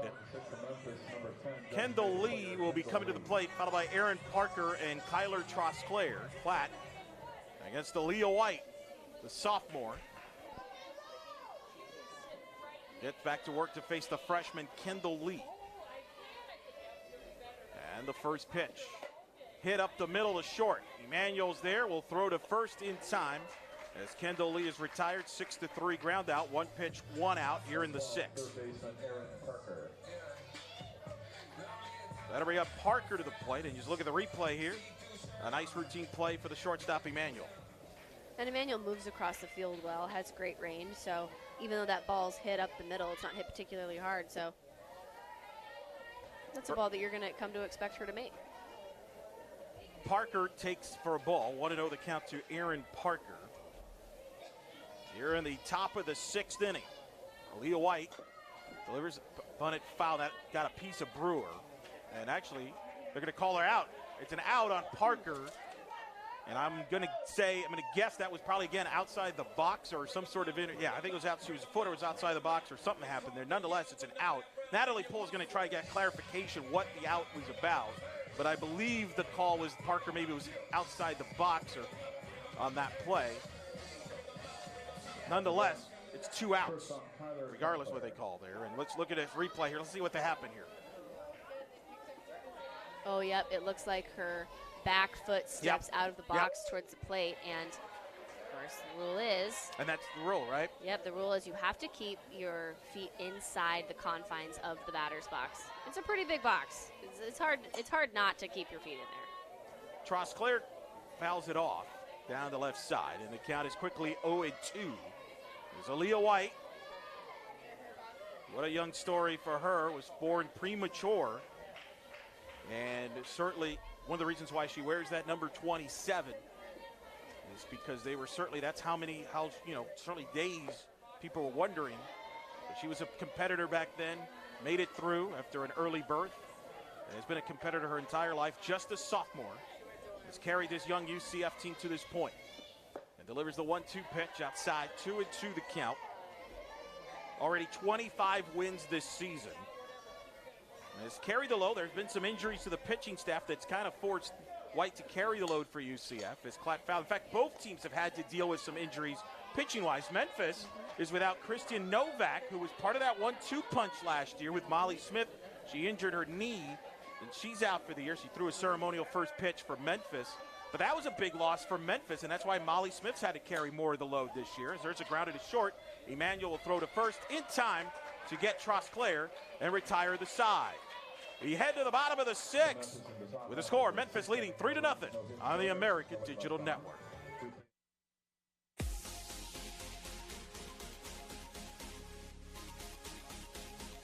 Welcome in to the ADN studio. Hope your week is off to a great start.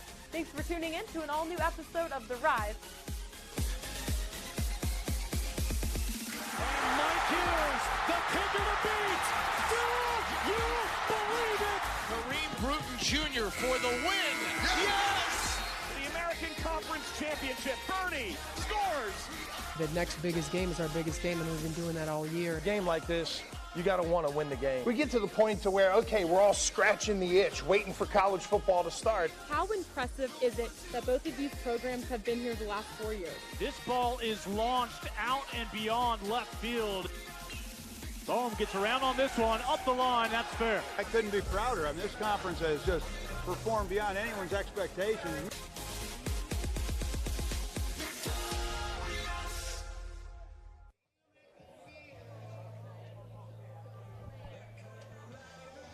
Bottom of the sixth inning here in Tampa, Florida. 3 runs, 6 hits, no errors for Memphis. No runs, 2 hits, and 2 errors for the Knights. And it's getting late for UCF here in the bottom of the sixth as they face Molly Smith, the senior, who has been on a roll. Remember, she's tied for 5th in the country with 11 shutouts this year. And is 6 outs away from her 12th, which will move her up and lead, and of course, send the Tigers to the semifinals for the 2nd consecutive season in the American Conference Softball Championship. She'll face the top of the order for UCF in Denali Shoppacher, Cassidy Brewer, and Aubrey Johnson. 1, 2, 3 here. It's got to start now if you're UCF here to make a run here with the top of the order. I mean, there's no better time than the present, right? And we waited a little bit for this UCF team to get their bats going. Shoppacher, who's been their leadoff hitter, a freshman, just a freshman, also from the area.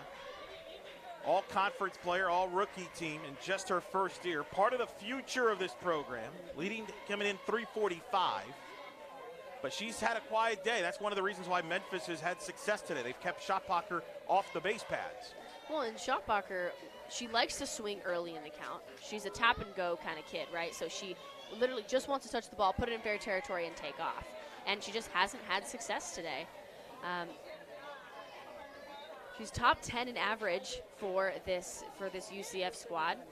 She has 21 hits on the season. I mean, she's all conference first team, all rookie team. So I mean, again, I agree with you when you say that she's the future of this Knights squad. It's going to be a big difference in the way that she performs in this postseason, though, to get that postseason experience, so that she can take it into her sophomore year. 3-0 the count. Shoppacher's thinking about the now right now, trying to start something here offensively. And a delay against Molly Smith. It's taking too much time, and that will be ball 4 as a result, and Shoppacher will get on the walk. You don't see that call often, and Natalie Pohl's going to come out here to kind of discussed that, but they're going to say that Molly Smith took too much time. What the rule is, what is it? You got to be near the rubber. Once you're near the rubber, you got about 10 seconds to throw a pitch, I guess? I think you have about 6 seconds. Is it? No? I mean, I don't honestly, remember. I don't know the exact number. Right. I've rarely seen it called, but it actually doesn't surprise me because Molly Smith's rhythm is a lot slower than that of Aaliyah White. Aaliyah White's rarely going to ever be in danger of something like that. Doesn't surprise me that Molly Smith is getting is having that called on her right now. But hey, Shopocker's going to take it, right? She's not going to dispute getting an extra base, that free pass. Now Natalie Pool's talking to her senior and maybe explaining why she got called for it, and the umpire's there as well. This is very unique. You got Reagan Hadley there, and right now Natalie Pool's doing all the talking. So, and Molly seems to be doing all right with it, smiling. He's like, all right, I got you. It's all good. And now she'll lock in as she'll face Cassidy Brewer. With the runner at first and nobody out, Brewer had a double back in the first inning and is fouled out. The all-conference first teamer, Cassidy Brewer, has been 2 years in a row. She's been all-conference first team, steps in. And the first pitch to Brewer swings and hits a pop-up to center field. And the catch is made by the center fielder, Delaney Smith. And Brewer out on one pitch. That's a big out for Molly Smith to get. So 1 out. And that'll bring up Aubrey Johnson, the sophomore, to step in. Again with a runner at first and 1 out. And we got a little bit of an equipment situation going on here. It looks like the sunglasses, what that tells me, Cindy, they're putting sunglasses here, it looks like, to the left fielder, Bailey Smith. It tells me that sun, and this field, the way it's set up, the sun is probably hitting the outfielders right about this time. Right now we're getting close to sunset here in Tampa, Florida. This is going to be a factor at the end of this game, and it's going to be a factor at the beginning of our next game, USF and Connecticut. The outfielders are going to have a challenge with the sun hitting them right in the face. And talk about those uncontrollable factors that you have to know on any given day, depending on what park you're playing in. We've talked about the dimensions of the field, how that's something that they're going to have to get used to, both offensively and from a defensive perspective. And yes, sun is a factor. We do not play an inside sport. I don't think that's a surprise to anybody. And making sure that we are prepared, even if sun isn't usually a factor for us, and knowing how to be comfortable playing with sunglasses, a visor, making sure that you're still doing those sun drills, even though it doesn't happen very often, because this is the moment where you can make the game-changing play in that situation. Another quick little note about UCF, put the ball on the ground. That's going to be their adjustment in order to move runners into scoring position. They continue to pop the ball up. They continue to put the ball in the air and make it really easy for Memphis to defend. Put it on the ground, make them make a play. A ball and 2 strikes now, the count to the sophomore Johnson, with Shopocker at first base and 1 out here in the bottom of the 6th. Knights trailing 3-0 against the Tigers. As Smith delivers upstairs, ball 2, 2-2 the count to Johnson. Here in the bottom of the 6th inning. Again, the winner of this game to advance to the semifinals tomorrow at 4:30 against the winner of Connecticut and USF. That game will follow us here on the American Digital Network. The 2-2. Swing and a miss. Johnson goes down on strikes. He foul-tipped it, but it didn't matter. The senior Smith goes upstairs and gets the strikeout of Johnson, so she gets Brewer to pop up to center and Johnson to strike out for 2 outs here in the 6th. And it even tails a little bit to the outside. Just a great pitch there by Smith. Who's been a different pitcher than she was even this past weekend at Houston. Memphis had a hard time, got swept by Houston. But that's the beauty of having a senior pitcher who can kind of shrug that off and put it behind you. Sometimes that can linger for you, but that has not been the case for this Memphis team. Well, I think it's great, too. I mean, they have that 36-win streak behind them. Yep. And any loss, any bad play, it's important to have short-term memory loss. In order for you to be successful, you can't dwell on the things you're not doing well. You have to dwell on the things, create some momentum for yourself from past successes, and then take those lessons that you've learned and put them into the present.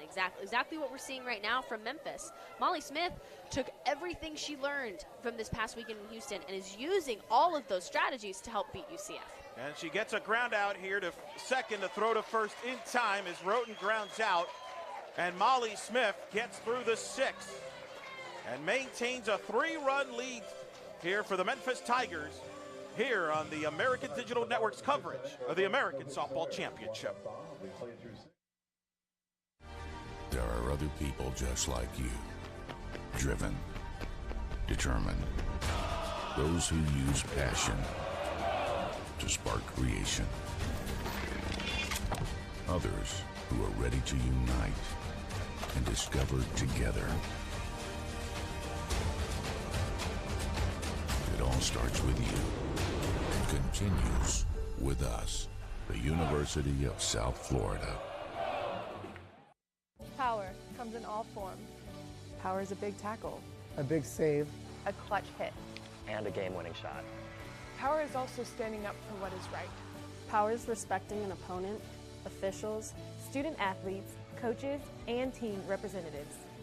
Power is not tolerating racial or ethnic comments, profanities, or other improper actions while at the game.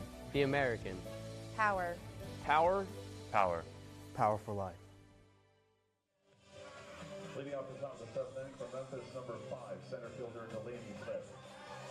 Top of the 7th here in Tampa, Florida, the USF Softball Stadium. You see some of the Tiger fans very excited, and you see the UConn team right there warming up.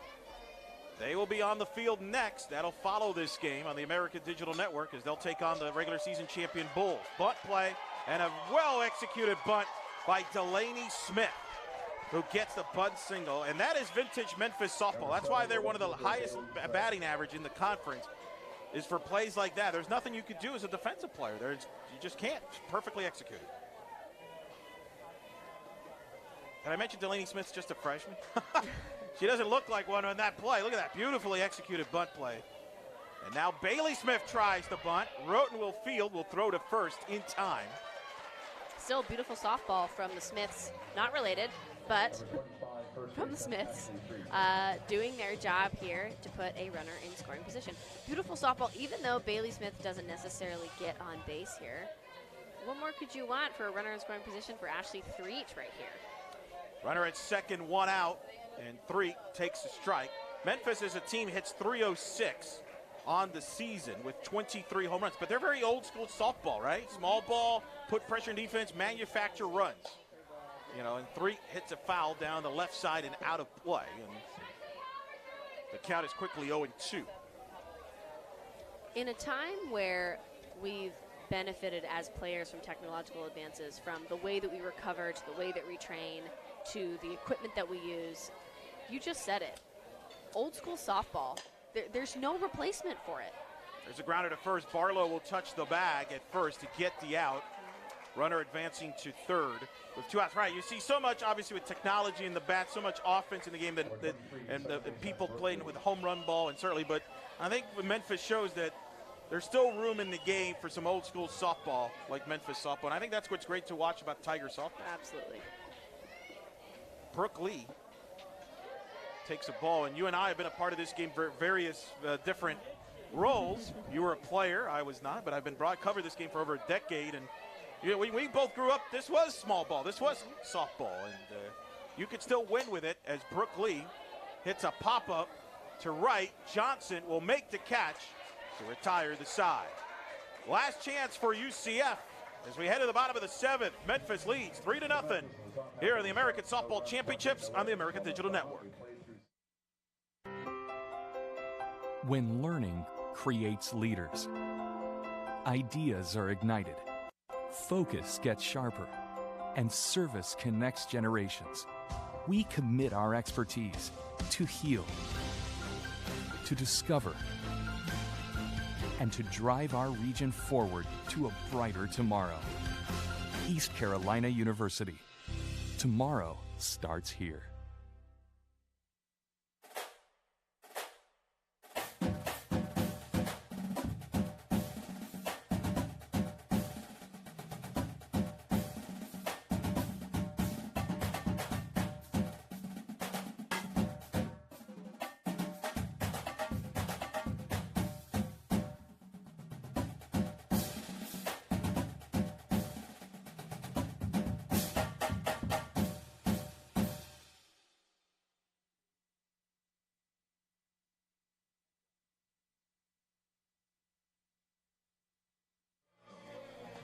Molly Smith with a 2-hitter through 6 innings has been dominant today against the Knights. You see her stat line, 4 strikeouts, and she's 3 outs away from her 12th shutout of the season. It would also advance the Tigers into the semifinals. She's tied for 5th in the country in shutouts with 11. She tries to move up with her 12th if she could get 3 more outs here in the 7th inning. She's also would set the Memphis record for most wins in a season. She has 24. She would have her 20th. That would break the record. She has shattered a lot of Ellen Roberts' records, who played professionally in the NPF, was a great pitcher for the Tigers. But Molly Smith has taken this program to a different level here as she takes a strike, delivers a strike, I should say, to Brooke Barlow, who will start the Knights' 7th innings. Barlow, Klarkowski, and Emanuel. 5, 6, 7 to hit.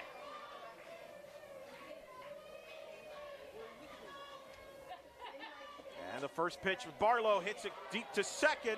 The throw to first is out is the call. What a play defensively for the Tigers as Brooke Lee deep gets Barlow for the first out.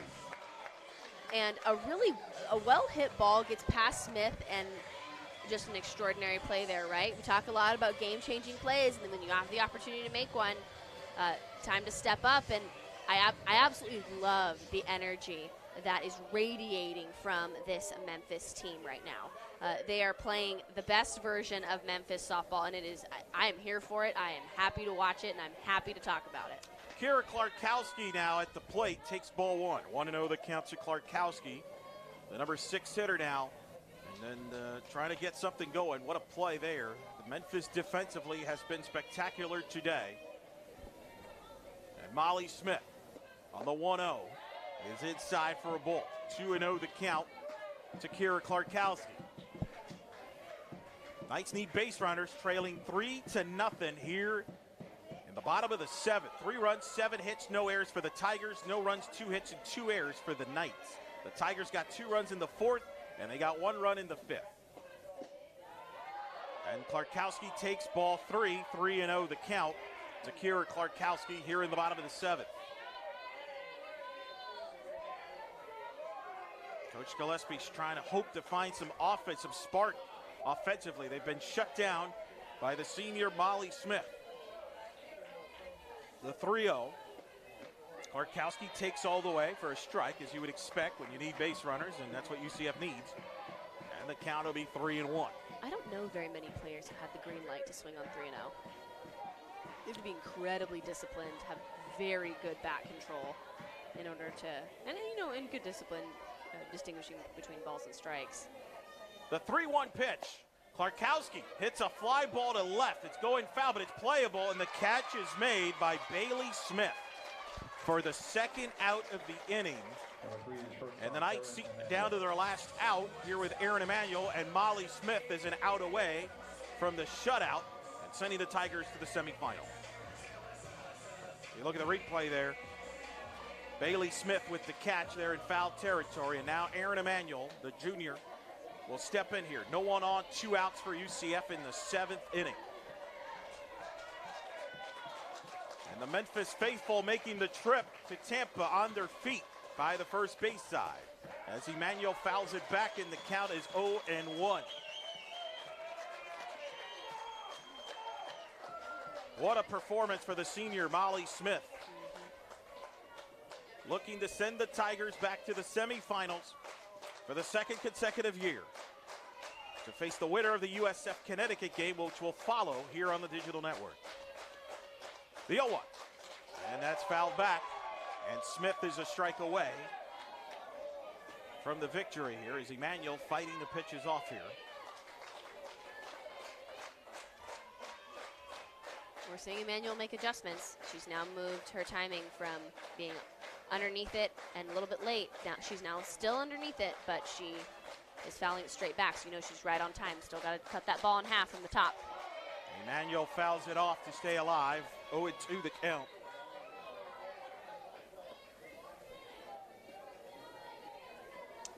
And the count remains 0-2 to Aaron Emanuel.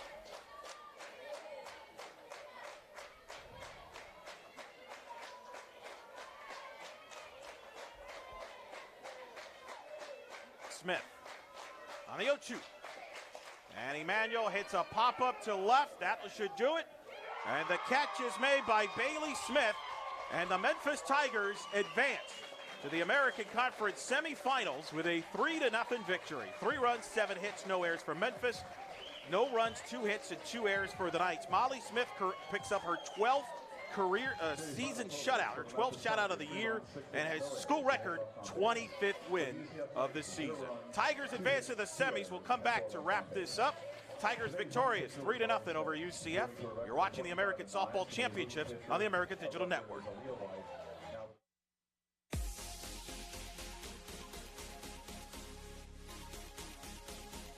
Welcome in to the ADN studio. Hope your week is off to a great start.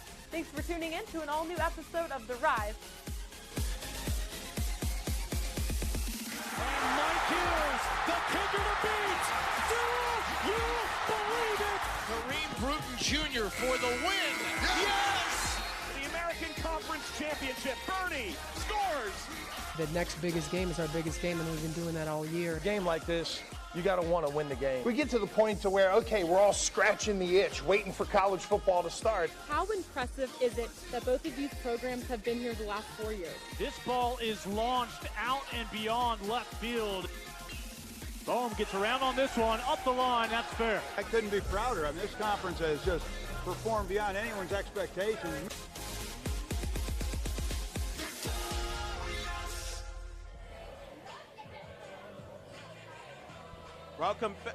Welcome back, Tampa, Florida, the American Softball Championships. The Memphis Tigers victorious. They advance to the semifinals with a 3-0 win, and the big reason for that is Molly Smith. She joins Haley Outen down on the field. Haley, take it away. Molly, 7 scoreless innings for your 12th shutout of the season. What was the game plan for you personally heading into today's game against UCF? Just to attack and get ahead in the count and let my pitches work, and then trust my D behind me. It's been a true team effort for your team all season long. Why has your team been able to find chemistry from the freshmen all the way up to the senior class? We really all bought into the process and taking it one pitch at a time, and knowing like to have each other's backs, and that if someone doesn't get it done, we're going to pick the next one up. Last year, Memphis won its first game in the American Championship, and tomorrow, a chance to punch your ticket to the final. How much has this team grown since last season? A tremendous amount.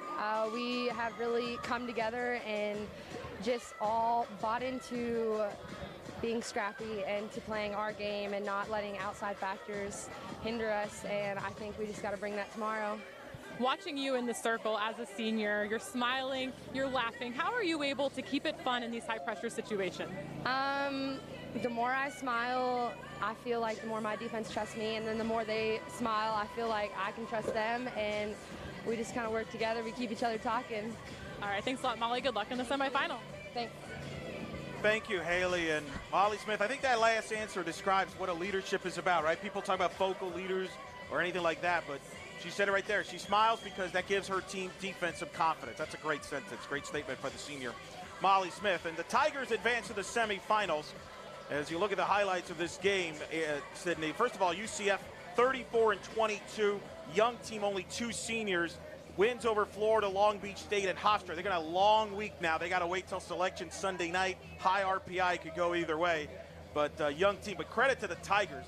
They were, UCF early adversity there, Brewer with the double, but Molly Smith was just in control the whole game.